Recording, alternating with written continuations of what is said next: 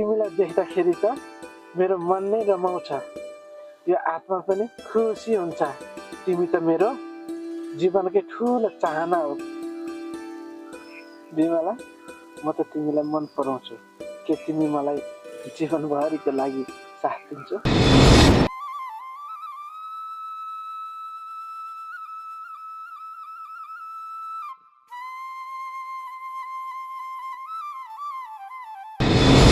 तेरो र मेरो न जात मिल्छ न घर मिल्छ।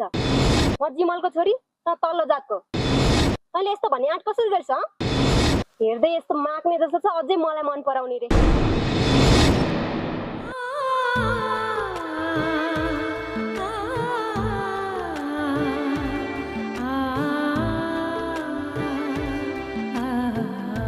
कसरी यति कठोर बोलेकी होला म? उसले त खाली मनको कुरा मात्र भने। मैले किन त्यति कडा शब्दले उसलाई चोट्दिनँ? मलाई अहिले सम्झिँदा पनि पछुतो लागिरहेको छ।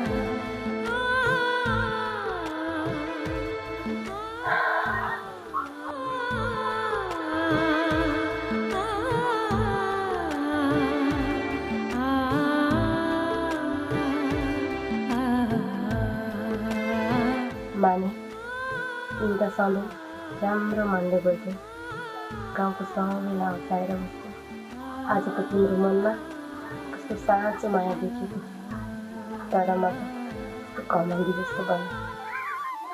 आज त उसको आँखामा कति साँचो माया देखेको थियो, तर म चाहिँ कस्तो घमण्डी जस्तो बने। साँच्चै माने नराम्रो मान्छे पनि होइन। आजसम्म उसले कसैको मन दुखाएको पनि देखेको छैन मैले। तर म आफैले भनेको शब्दले मेरो आफ्नै मन पोलेको छ। कतै मैले उसलाई त्यसो भनेर ठुलै गल्ती त गरिनँ होइन? उसँग भेटेर एकचोटि म उसलाई भनिदिन्छु सबै कुरा।